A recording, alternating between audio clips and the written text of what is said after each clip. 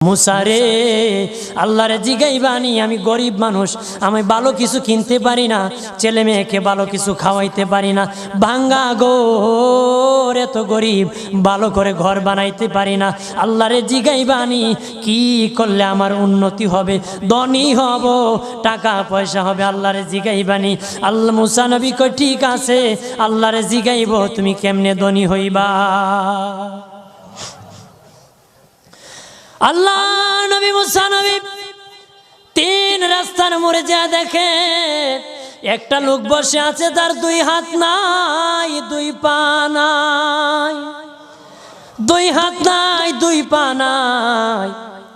ওই লোক ডাক দিয়া কয়, মুসা রে, জীবনে কোনোদিন নিজে হাঁটতে পারি নাই, নিজ হাতে খেতে পারি নাই, কেউ খাওয়াইলে খাই, নতুবা উপবাস থাকি, বৃষ্টি আসলে ভিজি, সেখানে আমি